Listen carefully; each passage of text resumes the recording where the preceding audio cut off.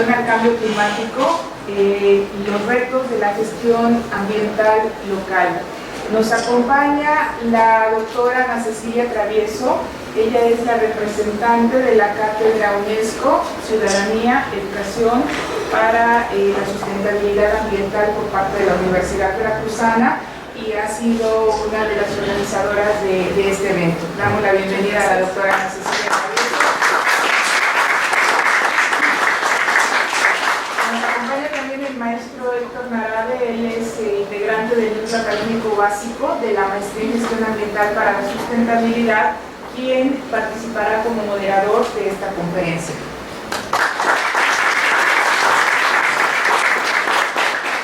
Y la doctora Ana Luisa Toscano, una gran amiga, una persona que tiene una amplia trayectoria y experiencia en esta temática, a quien agradecemos su participación y colaboración de siempre. Bienvenida, Julia.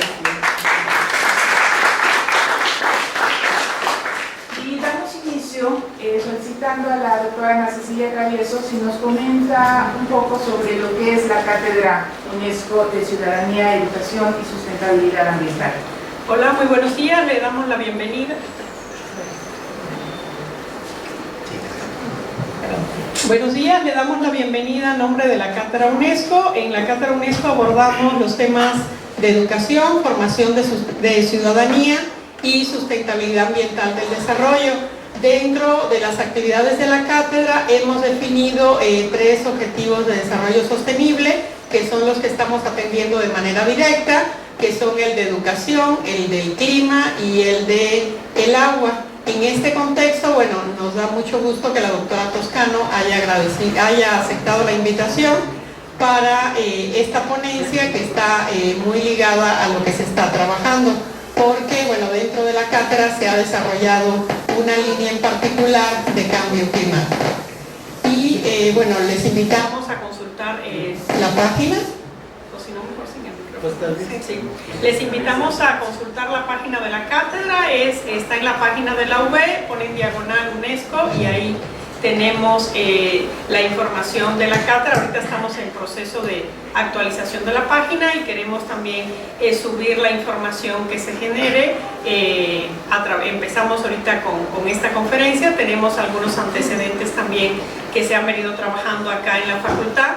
Aprovecho para agradecer a la doctora Chamorro, muy entusiasta, ella también forma parte del grupo de trabajo de la cátedra.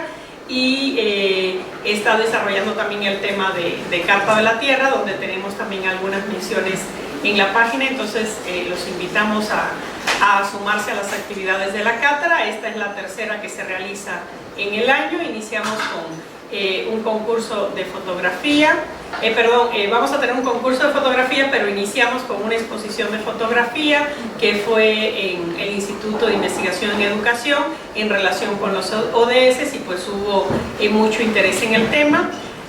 Otra de las actividades que próximamente se va a hacer, organizada también a partir de la facultad, es este concurso de fotografía dirigido a estudiantes de licenciatura y posgrado. Aquí tenemos unas representantes de las que están desarrollando dicha convocatoria. Y la otra actividad que tuvimos fue en Poza Rica, también relacionada con los problemas por fenómenos hidrometeorológicos, principalmente inundaciones en la zona de Poza Rica, donde también se dio una conferencia.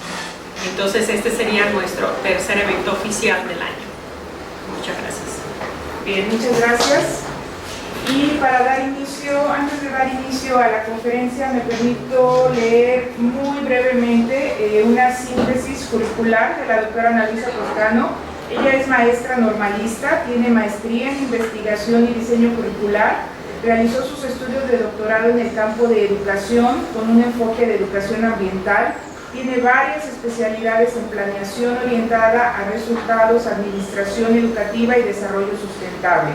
Ha trabajado en diversas organizaciones de la sociedad civil, la academia, el sector privado.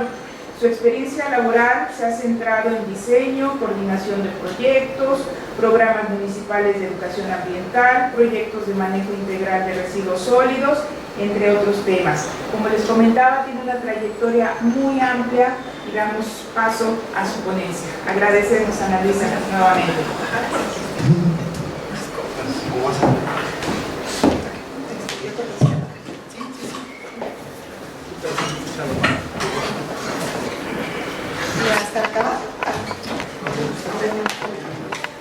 muchas gracias por acompañarme en esta charla, que quisiera que en un momento fuera tal, no solo fuera una conferencia desde acá, sino que pudiéramos retroalimentarnos justamente con algunas de las ideas que voy a plantear.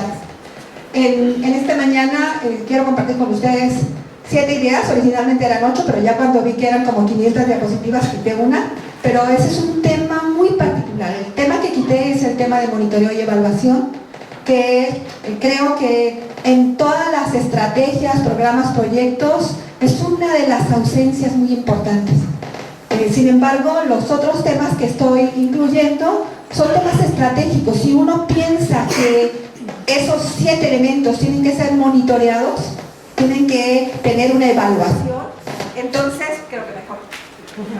Además, creo que si uno considera que cada uno de estos 7 temas tienen que ser atravesados por un sistema de monitoreo y evaluación, lo que tenemos en consecuencia es una mejor estructura, un mejor diseño de los mismos.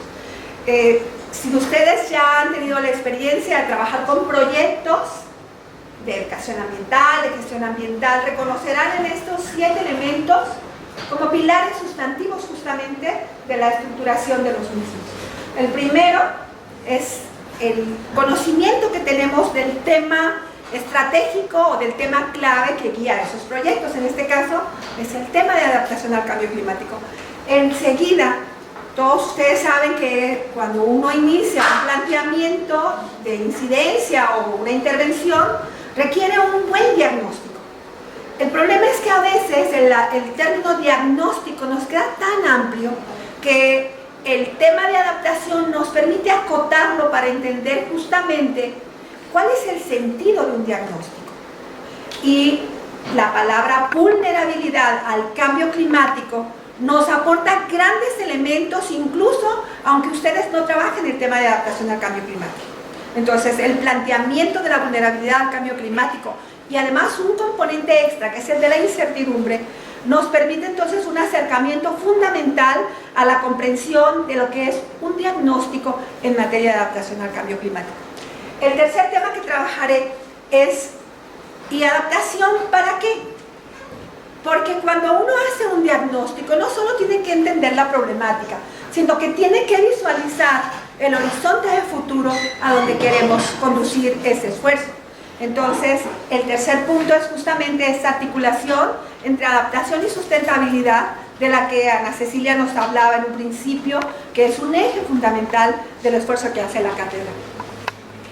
El cuarto punto tiene un nombre atractivo. Me parece que cuando uno plantea que el proyecto de uno es una de las muchas rutas que se pueden seguir para poder detonar un proceso de incidencia, entonces eso nos mantiene alerta, porque si hay tantas posibilidades de actuación, entonces tengo que preguntarme cuáles son los mejores criterios para poder para plantear una de las mejores rutas posibles que tenga que ver con los elementos anteriores. También este mismo punto nos advierte que aún las mejores intenciones en materia de adaptación pueden generar mala adaptación. El quinto punto nos habla de que entonces si ya estamos enrutados, por recuperar ese término, y ya sabemos, ya tenemos un horizonte de futuro y ya más o menos entendemos al plantear las rutas que hemos definido o decidido por algunas opciones, tengo que entender que no todo el trabajo tiene que ver con un desarrollo de aquellos que están impulsando los procesos de incidencia, ya que no estamos hablando de cosas etéreas, estamos hablando de los medios de vida, de los actores que los sustentan, de los activos con los que se desempeñan, y entonces estamos hablando de actores que en un punto de partida y en un horizonte futuro se encuentran en una brecha que hay que cubrir, a partir del desarrollo de capacidades. Y el siguiente elemento que me parece que es tan sexy, tan atractivo como el de las rutas de adaptación, es el tema de la teoría de cambio. Si bien es cierto, hemos planteado un horizonte de futuro, entendemos que para transitar en esa ruta requerimos buenas capacidades. De todas maneras, me hace falta un enfoque metodológico para el propio diseño, para la implementación y para la evaluación del proceso, que me advierta cuáles son las vías y los supuestos que esas vías, que sustentan a esas vías para conducir todo el proceso de incidencia. Y ese enfoque es un enfoque poderoso que se llama teoría del cambio. Ok, gracias. Y bueno, finalmente, quiero plantearles algunos puntos claves de cada uno de estos antecedentes como para hacer un cierre en materia de gestión. Antes de entrar a la primera, me gustaría compartirles lo que me planteé a la hora de estar haciendo las diapositivas. O sea, ¿qué es lo que quiero que en términos conceptuales quede bien claro con respecto a adaptación? Porque es un concepto con muchas acepciones, y en cada una de estas acepciones hay un contenido y una orientación diferente.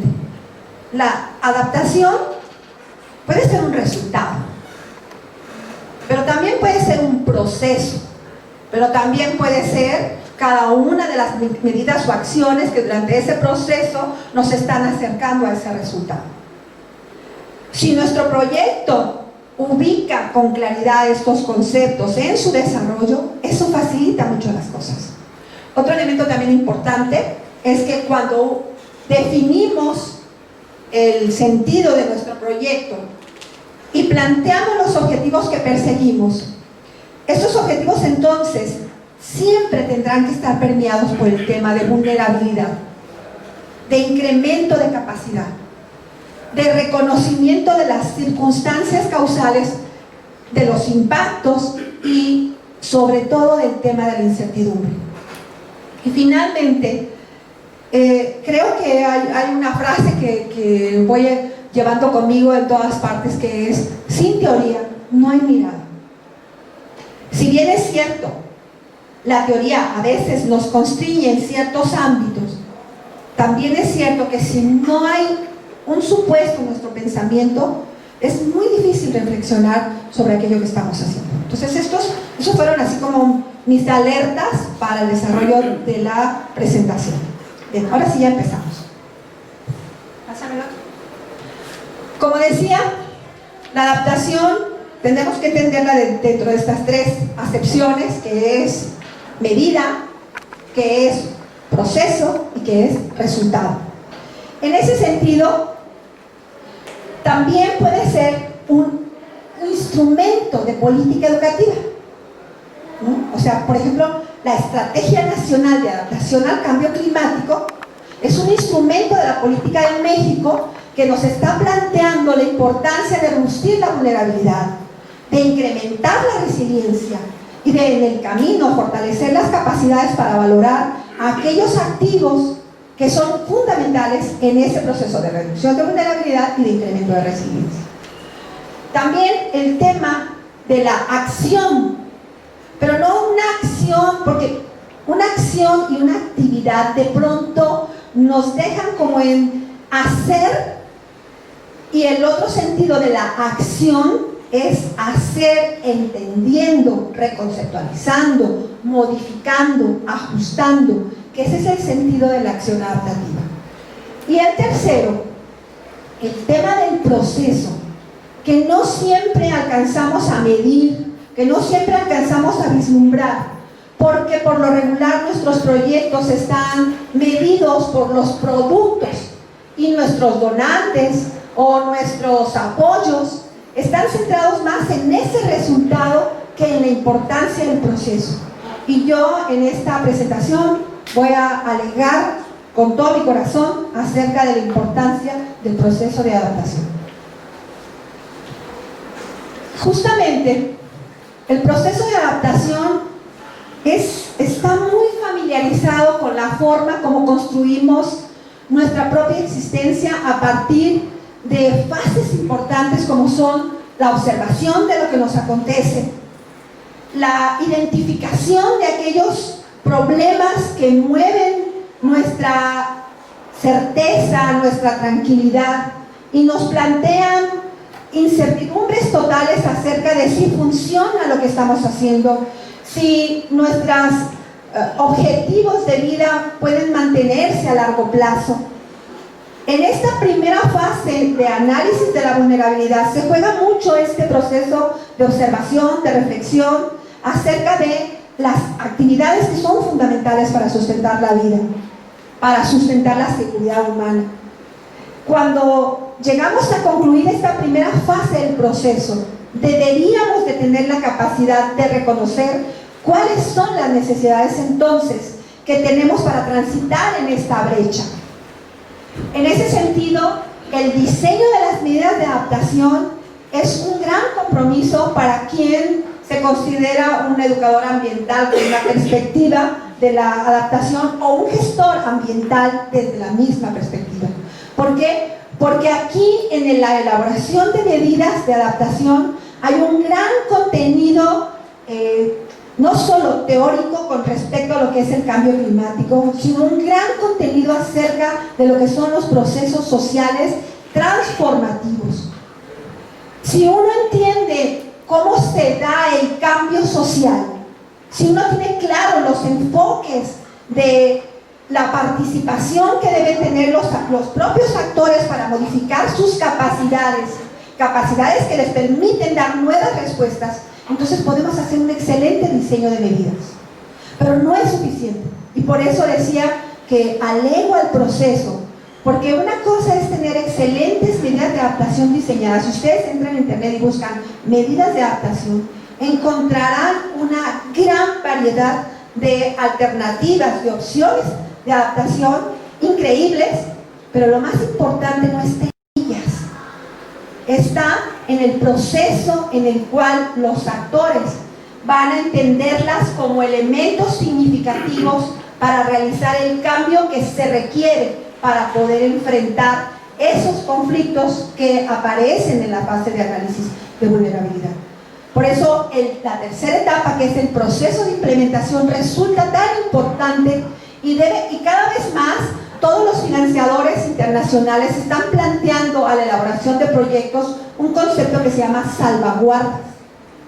El concepto de salvaguardas contiene entonces aquellos criterios que nos permiten entender cuáles son los principios fundamentales en un proceso de adaptación que deben prevalecer en el tiempo en el que se implementan esas medidas que hemos diseñado.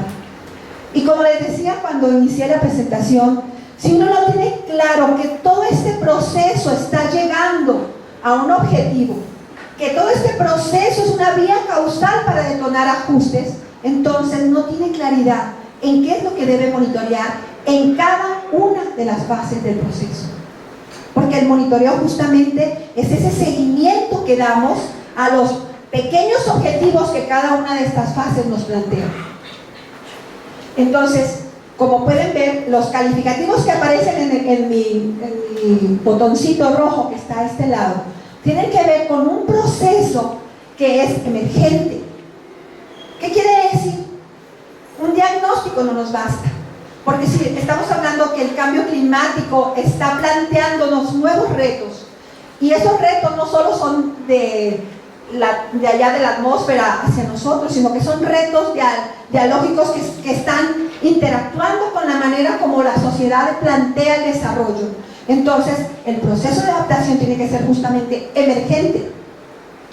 Y esa emergencia nos lleva a hacer procesos iterativos, ¿no? Tal vez en una primera fase no resulta, tal vez en una segunda fase tenemos que hacer ajustes, tal vez las medidas que parecían fabulosas en otro contexto ya no lo son en este, tal vez las salvaguardas que habíamos planteado, por ejemplo, en términos del enfoque de género, no fueron tan efectivas. Entonces, esta iteración nos va permitiendo grandes procesos de aprendizaje, pero procesos de aprendizaje que justamente tenemos que entender que no son de corto plazo, ¿no?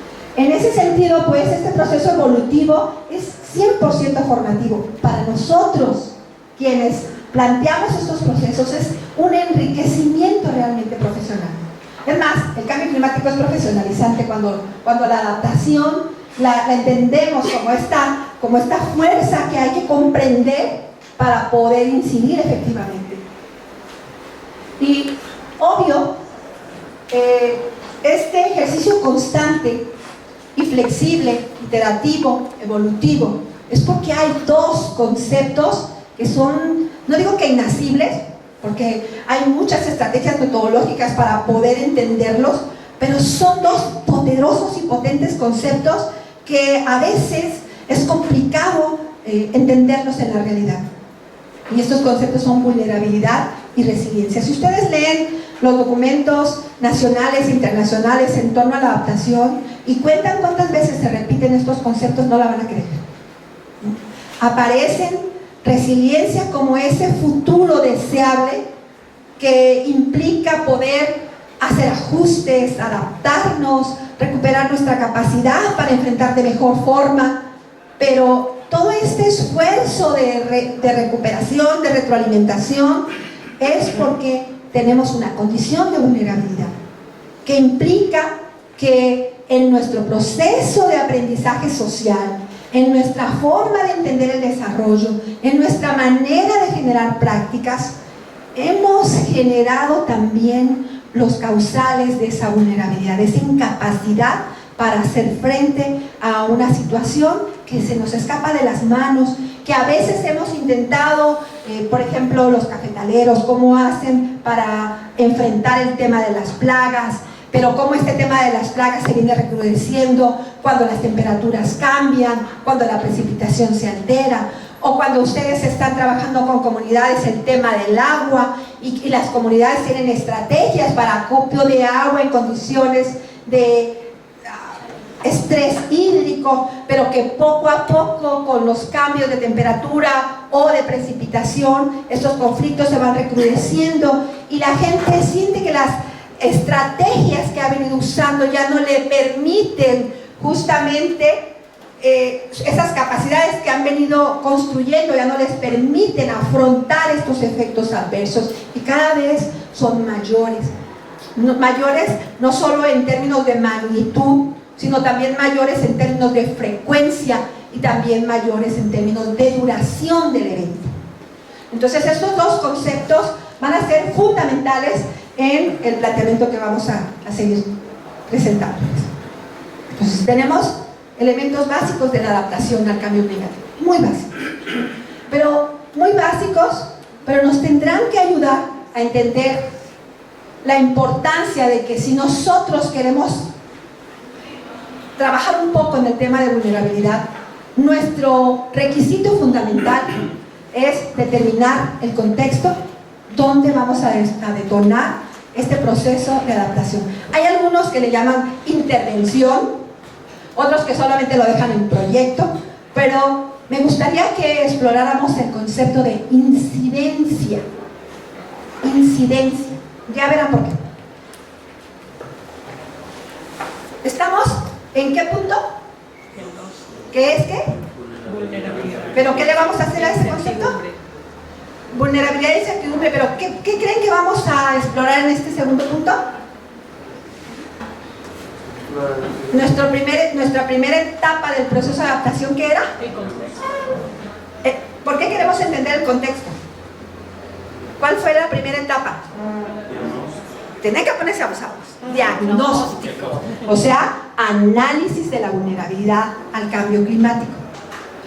¿Por qué es importante este tema? Porque nos va a permitir entender el punto de partida, o sea, determinar el contexto de la adaptación. Eso significa. Para poder hacer el análisis de vulnerabilidad, hay muchas metodologías. La que voy a plantearles es la que usa México, el gobierno de México. No es la más actual, pero tiene buenos elementos para el análisis. La más actual ha incorporado nuevos conceptos, pero resulta un poco complicado su operatividad y sobre todo su aplicación. Y eso es muy importante que ustedes lo entiendan. Nosotros como investigadores necesitamos asumir un enfoque y entender sus limitaciones, pero entender el enfoque y saber que así como tenemos varias opciones para actuar en materia de adaptación, también tenemos varias estrategias metodológicas para comprenderlo. Entonces, El enfoque que estamos planteando es el enfoque que se llama AR4. AR significa el informe que el IPCC hace y ya va a presentar el 6º informe. Todavía no lo presenta, se supone que en 2019-2020 tendremos ya oportunidad de revisarlo. El enfoque AR5 incluye conceptos de riesgo, porque seguramente ustedes saben que existe otro tema que son como conceptos muy parecidos, pero tienen diferencias importantes, que es el concepto de gestión del riesgo o reducción del riesgo por cambio climático, y que en ese concepto el riesgo tiene una acepción diferente, y la vulnerabilidad también. Entonces, me focalizo en mi enfoque, es el enfoque que ustedes pueden leer, que van a leer todo el sexenio, que se lee en el sexenio anterior, que aparece en la Estrategia de Adaptación al Cambio Climático, que aparece en el Programa Especial de Cambio Climático y que va a seguir apareciendo en este sexenio, ¿no? Eso es para que tengan esa referencia. Esta perspectiva de análisis de la vulnerabilidad pone a la vulnerabilidad, eso es muy importante, la distinción de estos dos conceptos. Nosotros vamos a determinar el contexto, pero la vulnerabilidad que plantea este enfoque es una vulnerabilidad de resultado, que se distingue de lo que sería la vulnerabilidad de contexto, ¿no? Es un poco complicado, pero lo van a ver en el desarrollo de este pedacito. Entonces, no es una fórmula, es una función. La función que aparece ahí nos dice que la vulnerabilidad es resultado de variables, de factores que tienen una interacción poderosa entre sí. Creo que esto es lo más interesante de este planteamiento. La vulnerabilidad de resultado, si la vulnerabilidad es un resultado, eso significa algo muy importante, que es diferenciada. Que cada uno de los contextos que analicemos nos va a detonar una vulnerabilidad diferenciada, porque los elementos que contiene esa función aluden justamente a las circunstancias de ese contexto en el que queremos trabajar. Y uno de los principales elementos que maneja esta función es un elemento que tiene que ver, en esta perspectiva, con un componente externo, ¿no?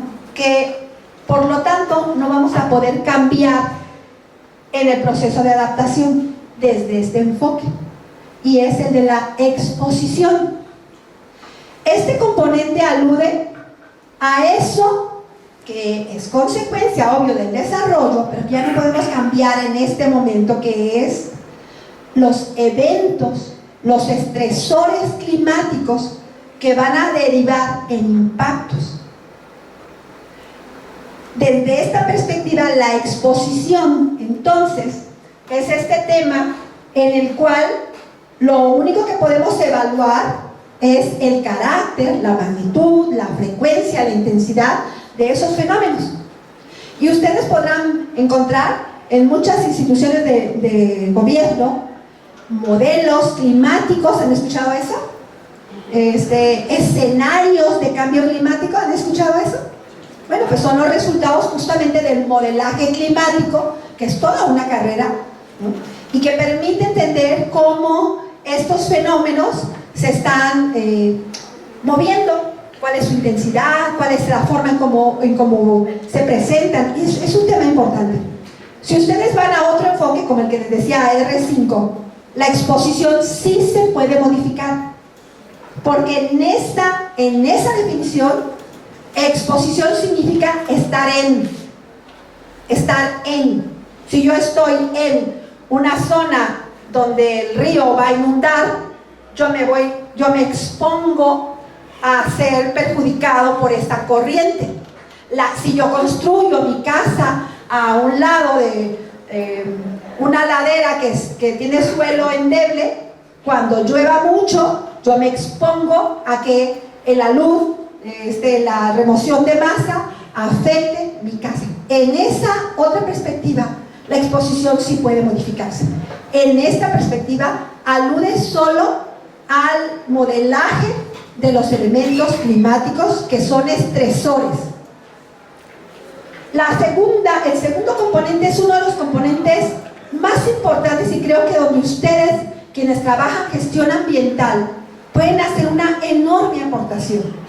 Porque el segundo componente, que es sensibilidad, alude a esos factores biofísicos que exacerban los impactos del cambio climático, ¿no? Si estos estresores climáticos son, por ejemplo, fuertes lluvias, ¿no?, torrenciales, ¿qué factores biofísicos pueden exacerbar ese impacto de la lluvia torrencial?